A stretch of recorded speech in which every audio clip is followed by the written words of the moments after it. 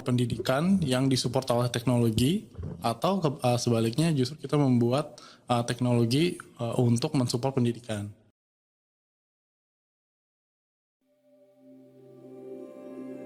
Bayangkan, pendidikan di Indonesia di masa yang akan datang berhasil berkembang berkat adanya teknologi.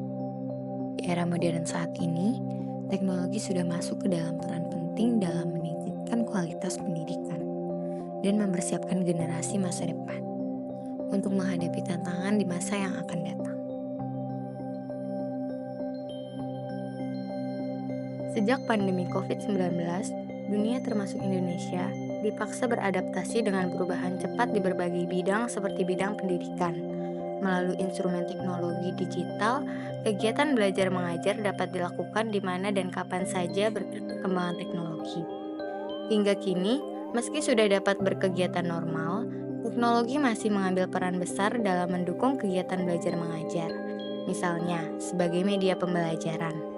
Kita juga tidak lagi khawatir jika tinggal terlalu jauh atau tidak dapat menghadiri suatu kegiatan secara langsung, karena semuanya dapat dilakukan melalui daring. Namun, apakah privilege ini sudah dirasakan seluruh masyarakat Indonesia?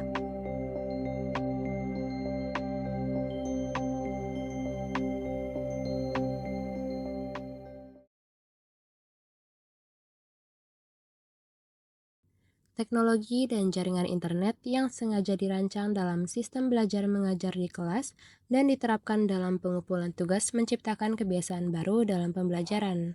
Kondisi tersebut menjadikan wilayah terpencil belum mampu dalam menerapkan kurikulum merdeka lantaran kurangnya akses internet dan sumber daya guru yang cakap dalam menggunakan teknologi.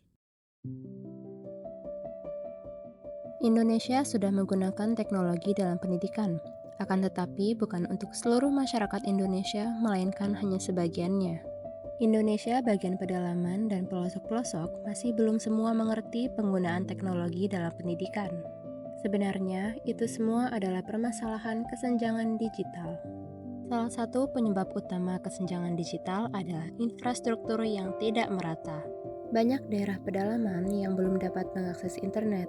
Hal ini disebabkan oleh kurangnya investasi dalam pembangunan infrastruktur teknologi, informasi, dan komunikasi di daerah-daerah pedalaman.